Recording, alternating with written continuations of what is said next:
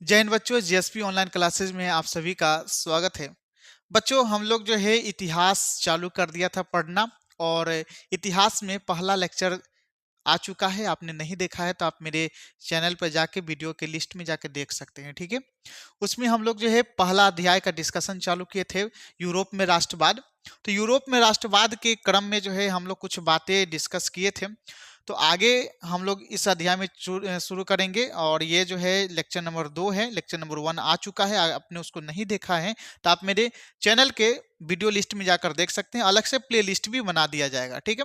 ये 2025 का टारगेट करके जो पढ़ाया जा रहा है, जो भी बच्चे जो है 2025 से 2026 में, यानी कि 2026 में जो एग्जाम देने वाले हैं, ठीक है, तो उन बच्चों के लिए बहुत ही ज्यादा इंपॉर्टेंट रहेगा ये पूरा वीडियो, ठीक है। और जो 2025 में अगर एग्जाम दे रहे हैं, एज ए रिवीजन के तौर पे देखना चाह रहे हैं, तो वो भी देख सकते हैं, ठीक है। तो चलिए, यहाँ पर जो है, यहाँ तक कल हम लोगों ने पढ़ लिया था। एक एक लाइन करके हम लोग पढ़ रहे हैं। तो यहाँ पर देखिए, आज हम यहाँ से पढ़ेंगे। तो कह रहा है कि फ्रांस में वियना व्यवस्था के तहत क्रांति के पूर्व की व्यवस्था को स्थापित करने के लिए बुर्बो राजवंश को पुनर्स्थापित किया गया था। तो अगर आपसे प्रश्न पूछा जाएगा कि जो है वियना सम्मेलन के बाद किस राजवंश की स्थापना किया गया, तो बुर्बो राजवंश की स्थापना किया गया, ठीक है। पिछले दिनों ने हम लोग डिस्कस किया था कि पिछले दिन हम लोग पढ़े थे कि क्या पढ़े थे, तो पिछले दिन हम लोग पढ़े थे कि वियना सम्मेलन हुआ था। क्या हुआ था? वियना सम्मेलन हुआ था। कब हुआ था? तो 1815 ईस्वी में हुआ था। और ये वियना क्या था? तो ऑस्ट्रिया की राजधानी थी। किसकी राजधानी थी? तो ऑस्ट्रिया की राजधानी थी वियना। और इसका वियना सम्मेलन का नेतृत्व किसने किया था? तो मेटरनिख ने जो है, मेटरनिख जो है इसका नेतृत्व किया था, जो कि घोर प्रतिक्रियावादी था।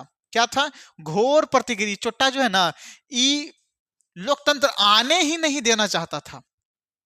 लोकतंत्र आने ही नहीं देना चाहता था। ये इतना खतरनाक चोट्टा था। जो फ्रांसीसी क्रांति हुआ था, फ्रांसीसी क्रांति कब हुआ था? याद कीजिए। तो फ्रांसीसी क्रांति 1789 ईस्वी में हुआ था, फ्रांसीसी क्रांति, ठीक है। और उस समय जो है फ्रांस का शासक कौन था? नेपोलियन। कौन था?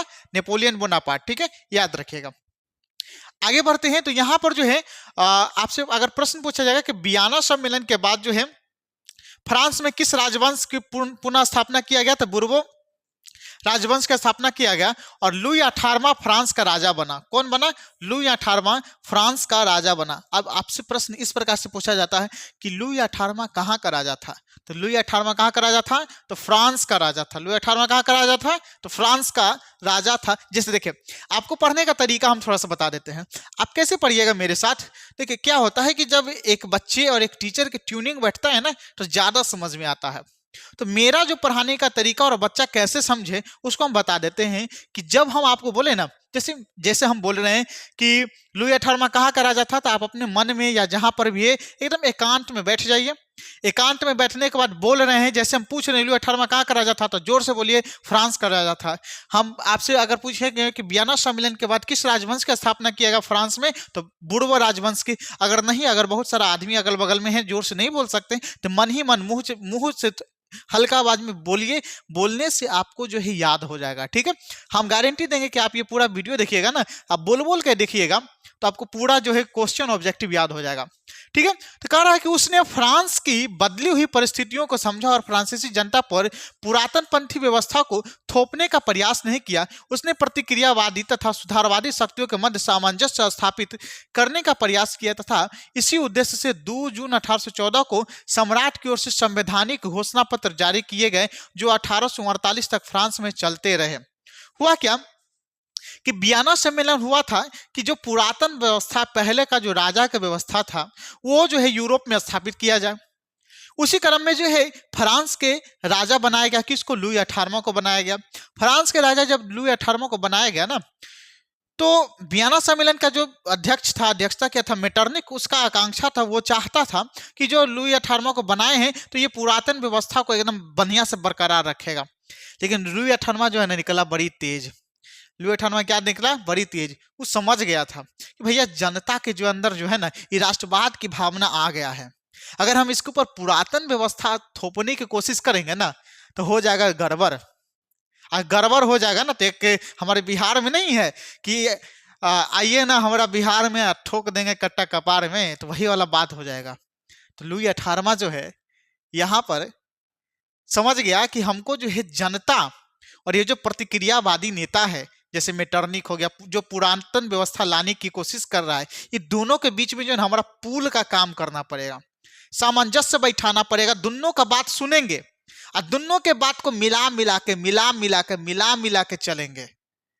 अगर मिलाकर नहीं चलेंगे तो फिर दिक्कत हो जाएगा, हम भी जो है शासन नहीं कर पाएंगे। और वही किया, उसी क्रम में जो है क्या किया, जनता के पक्ष में जो है लुई 16वां जो है सबसे पहले 1814 ईस्वी में संवैधानिक घोषणा पत्र जारी किया। क्या किया? संवैधानिक घोषणा पत्र। तो आपसे अगर प्रश्न पूछा जाएगा कि फ्रांस में संवैधानिक घोषणा पत्र कब और किसने जारी किया था, तो फ्रांस में संवैधानिक घोषणा पत्र जो है 1814 ईस्वी में जो है लुई 18वां ने जारी किया। किसने किया था?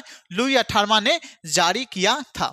याद रहेगा कि फ्रांस में संवैधानिक घोषणा पत्र कब और किसने जारी किया, तो 1814 ईस्वी में लुई 18वां ने। और ये कब तक चला, तो 1848 ईस्वी तक जो है फ्रांस में चला। ठीक है। चार्ल्स टेन के शासनकाल में इसमें कुछ परिवर्तन किए गए, परंतु इसका परिणाम 1830 की क्रांति के रूप में सामने आया। देखिए फ्रांस में जो है ना, आपको थोड़ा सा और बता देते हैं कि फ्रांस में 3 प्रमुख क्रांति हुआ। पहला क्रांति कब हुआ, तो पहला क्रांति हुआ 1789 ईस्वी में। किस पहला क्रांति कब हुआ, चलिए थोड़ा सा ऊपर करते हैं इसको और देखते हैं पहला क्रांति कब हुआ। ठीक है, पहला क्रांति कब हुआ, यहां पर देखिए 1789 ईस्वी में पहला क्रांति हुआ था, नेपोलियन के समय में। किसके शासनकाल में? नेपोलियन के शासनकाल में जो है 1700, देखिए यहाँ पर ये नेपोलियन है, नेपोलियन के शासनकाल में जो है 1789 ईस्वी में पहला क्रांति हुआ। कहां पर? फ्रांस में। फ्रांस में पहला क्रांति 1789 ईस्वी में, दूसरा क्रांति 1830 ईस्वी में, और तीसरा क्रांति जो है 1848 ईस्वी में। तो फ्रांस में मुख्यतः 3 प्रकार की क्रांति हुई, मुख्यतः 3 बार क्रांति हुई। पहला हो गया 1789 में, दूसरा हो गया 1830 में, और तीसरा हो गया 1848 में। समझ में आ गया? तो 1830, अच्छा 1789 क्रांति किसके शासनकाल में हुआ था, यह भी पूछ दिया जाता है कि फ्रांस में जो है 1789 की जो क्रांति हुई वो किसके शासनकाल में हुआ। तो देखिए 1789 की क्रांति के समय में फ्रांस का शासक था नेपोलियन। कौन था? नेपोलियन। अच्छा 1830 के क्रांति के समय में कौन शासक था, तो चार्ल्स टेन था। कौन था? चार्ल्स टेन, याद रखिएगा। और 1848 आगे हम लोग पढ़ेंगे। ठीक है, तो चलिए नेक्स्ट बढ़ते हैं आगे, थोड़ा सा नीचे कर लेते फिर इसको। हाँ, क्या हुआ कि चार्ल्स टेन के शासनकाल में क्या हुआ कि ये जो घोषणा, संवैधानिक घोषणा पत्र जारी किया गया था ना, उसमें कुछ परिवर्तन किया गया चार्ल्स टेन के द्वारा। जैसे ही चार्ल्स टेन छोटा परिवर्तन किया घोषणा पत्र में, वैसे ही क्रांति हो गया 1830 की क्रांति। तो 1830 की क्रांति फ्रांस में हुआ था। ठीक है, नेक्स्ट है, आगे क्या बोल रहा है, चलिए जुलाई 1830 की क्रांति हमको पढ़ना है, तो जुलाई 1830 की क्रांति के बारे में पढ़ते हैं। कह रहा है कि चार्ल्स टेन एक निरंकुश एवं प्रतिक्रियावादी शासक था। चार्ल्स टेन कैसा था? एक निरंकुश और प्रतिक्रियावादी। निरंकुश और प्रतिक्रियावादी शब्द का थोड़ा सा अर्थ समझिए। निरंकुश का मतलब होता है जनता के बिल्कुल नहीं सोचना, अपना काम बनता और डैश डैश में जाए जनता। ठीक है, तो निरंकुश जो है एकदम शासक था, वो अपना ही मनमानी करता था, किसी को सुनता नहीं था, अपना शासन चलाता था। और प्रतिक्रियावादी, प्रतिक्रियावादी का मतलब होता है राजा सर्वोपरि है, इस प्रकार की सोच रखने वाला शासक था। ठीक है, तो चार्ल्स टेन जो है निरंकुश और प्रतिक्रियावादी शासक था, जिसने फ्रांस में उभर रही राष्ट्रीयता तथा जनतंत्रवादी भावनाओं को दबाने का कार्य किया। उसने अपने शासनकाल में संवैधानिक लोकतंत्र की राह में कई गतिरोध उत्पन्न किए। उसके द्वारा प्रतिक्रियावादी प्लोगनिक को प्रधानमंत्री बनाया गया। प्लोगनिक ने पूर्व में लुई 18वां द्वारा स्थापित समान नागरिक संहिता के स्थान पर शक्तिशाली अभिजात्य वर्ग की स्थापना तथा उसे विशेषाधिकार से विभूषित करने का प्रयास किया। हुआ क्या कि चार्ल्स टेन जो है एक घोर प्रतिक्रियावादी शासक था। वो चाहता था कि फ्रांस में एक ऐसा शासन हो जिसमें राजा सर्वोपरि हो और राजा की बात सब माने। जनता के अंदर जो राष्ट्रवाद की भावना उभर कर आ रहा है, उस भावना को दबा दिया जाए, कुचल दिया जाए, एकदम पीस पीस के हटा दिया जाए। लेकिन क्या है ना कि राष्ट्रवाद की भावना एक बार जब आ जाती है ना तो आ जाती है, फिर जाती नहीं है। नहीं कहता है पंछी को जब एक बार आजादी का स्वाद लग जाता है तो पिंजरे में, वो कितनों बड़ा पिंजरा में कैद कर लीजिए उसको, वो बाहर निकल ही जाएगा। ठीक है, तो वही बात है कि यहाँ पर जनता को राष्ट्रवाद की भावना था, लेकिन जो है चार्ल्स टेन चाहता था कि जनता को इसको दबा के रखे राष्ट्रवाद की भावना। तो इसी के द्वारा, इसी दबाने के लिए जो है उन्होंने अपना एक प्रधानमंत्री नियुक्त किया, पोलिगनेक को। ठीक है, तो अगला प्रश्न यहां से बनता है कि चार्ल्स टेन ने किसको अपना प्रधानमंत्री नियुक्त किया था? तो चार्ल्स टेन ने जो है पोलिगनेक को जो है अपना प्रधानमंत्री नियुक्त किया। चार्ल्स टेन ने किसको अपना प्रधानमंत्री नियुक्त किया? तो पोलिगनेक को अपना प्रधानमंत्री नियुक्त किया। जैसे ही पोलिगनेक को प्रधानमंत्री नियुक्त किया गया ना, तो पोलिगनेक क्या किया छोटा, ये जो है लुई 18वां के द्वारा जो शासन घोषणा पत्र जारी किया गया था, उस घोषणा पत्र में परिवर्तन करना चालू कर दिया। लुई 18वें के द्वारा जो समान नागरिक संहिता, उसमें उसके स्थान पर शक्तिशाली अभिजात्य वर्ग की स्थापना की और उसे विशेषाधिकारों से विभूषित करने का प्रयास किया। उसके इस कदम को उदारवादियों ने चुनौती तथा क्रांति के विरुद्ध षड्यंत्र समझा। प्रतिनिधि सदन एवं दूसरे उदारवादियों ने पोलिगनेक के विरुद्ध गहरा असंतोष प्रकट किया। चार्ल्स टेन ने इस विरोध की प्रतिक्रिया स्वरूप 5 जुलाई 1830 को 4 अध्यादेश द्वारा उदार तत्वों का गला घोटने का प्रयास किया। इन अध्यादेशों के विरोध में पेरिस में क्रांति का लहर दौड़ गई और फ्रांस में 28 जून 1830 से गृह युद्ध आरंभ हो गया। इसे ही जुलाई 1830 की क्रांति कहते हैं। परिणामतः चार्ल्स टेन फ्रांस की राजगद्दी त्याग कर कहां भाग गया? इंग्लैंड भाग गया और इस प्रकार फ्रांस में जो है बुर्बो राजवंश का शासन का अंत हो गया। चलिए अब इसको पूरा समझाते हैं। हुआ क्या कि चार्ल्स टेन जो है राजा बना फ्रांस का, वो घोर प्रतिक्रियावादी था, निरंकुश शासक था। वो जो है राष्ट्रवाद की भावना को दबाने के लिए जो है पोलिगनेक को अपना प्रधानमंत्री नियुक्त किया। पोलिगनेक क्या किया कि लुई 18वां के द्वारा जो समान नागरिक संहिता है उसको हटाकर जितना अधिकार था ना वो विशेष वर्ग को दे दिया। मतलब जिस वर्ग के पास पैसा ज्यादा था उस वर्ग के पास अधिकार दे दिया। जब अधिकार दे दिया तो जनता के अंदर गुस्सा आ गया, ऐसे कैसे? पहलुका राजा तो लुई 18वां था जो था, वो तो हमको समान नागरिक संहिता दिया था, मतलब सब लोग समान हैं। आप ऐसे कैसे अमीर आदमी के हाथ में सब चीज दे रहे हैं? अब इससे क्या होगा कि जनता के अंदर, बहुत सारे उदारवादी नेताओं के अंदर असंतोष उत्पन्न होने लग गया। असंतोष हो गया अंदर में, ये भावना खटकने लग गया कि भाई सब अधिकार दे दिया उच्च वर्ग के लोगों को। तो जब इस प्रकार की बातें हुई तो गृह युद्ध हो गया। क्या हो गया? गृह युद्ध हो गया।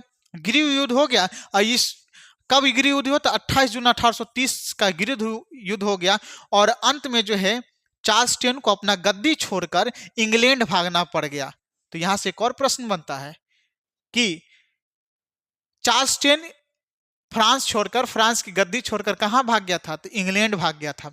चार्ल्स टेन जो है फ्रांस की गद्दी छोड़कर कहां भाग गया? इंग्लैंड भाग गया और इस प्रकार से जो है बुर्बो राजवंश की शासन का अंत हो गया। तो आपसे एक और प्रश्न पूछा जाएगा कि किस क्रांति के बाद बुर्बो राजवंश की अंत हो गई? तो जुलाई 1830 की क्रांति के बाद जो है बुर्बो राजवंश का अंत हो गया। ठीक है, याद रहेगा, जुलाई 1830 की क्रांति के बाद बुर्बो राजवंश का अंत हो गया। चलिए आगे बढ़ते हैं। आगे कह रहा है फ्रांस में जुलाई 1830 की क्रांति के परिणाम स्वरूप बुर्बो वंश के स्थान पर आयरलैंड वंश की गद्दी सौंपी गई।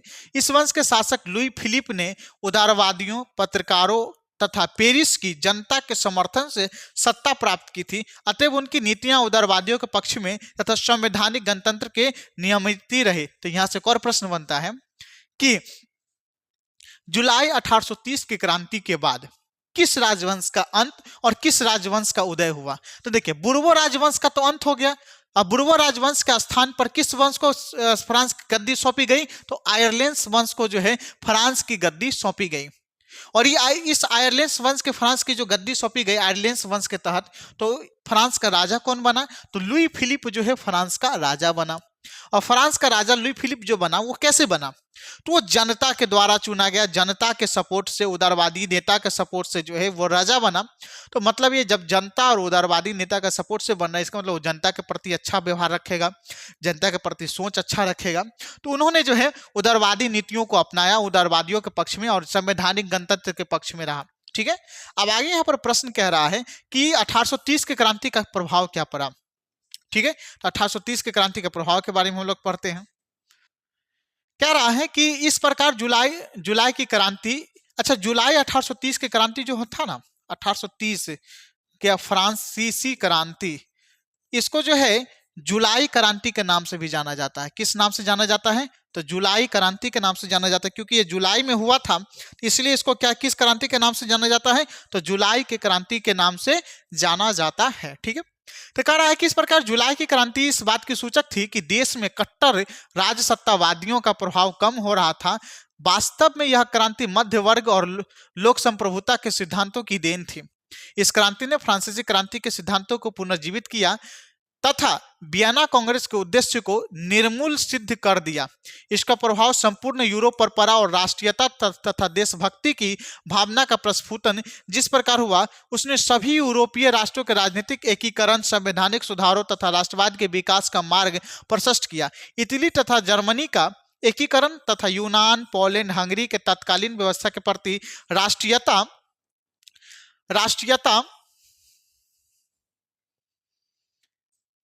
कारण आंदोलन उठ खड़े हुए। आगे चलकर फ्रांस में लुई फिलिप के खिलाफ आवाज उठने लगी, जिससे फ्रांस में एक और क्रांति की पृष्ठभूमि तैयार हो गई। देखिए, जो जुलाई 1830 की क्रांति था, ओवरऑल इतना जो बताया गया, इसका मतलब यही हुआ कि जुलाई 1830 की क्रांति के बाद जो है यूरोप के अगल बगल देशों में भी राष्ट्रीयता की भावना फैल गया। और जब राष्ट्रीयता की भावना फैल गया तो जनता के अंदर और लोकतंत्र और उदार तरीके से रहने और उदार तरीके से शासन व्यवस्था लाने का एक इच्छा जाहिर होने लगा, जिसके कारण जो है लुई फिलिप के खिलाफ भी आवाज उठने लगा। और उसके बाद जो है लुई फिलिप के खिलाफ आवाज उठने लगा, जिस वजह से जो है फ्रांस में एक और क्रांति हुआ, जिसको जो है 1848 की क्रांति कहते हैं। ठीक है, फ्रांस 1848 की फ्रांसीसी क्रांति कहते हैं। तो इस प्रकार से जो है जुलाई 1830 की क्रांति का पूरा ब्यौरा था, पूरा सब चीज था। मैं आशा करता हूँ आपको ये वीडियो अच्छा लगा होगा। अगर आपको अच्छा लगा तो कमेंट में जरूर बताइएगा और वीडियो को लाइक कीजिएगा, फिर चैनल को सब्सक्राइब कीजिएगा। फिर मिलते हैं नेक्स्ट वीडियो में। जय हिंद।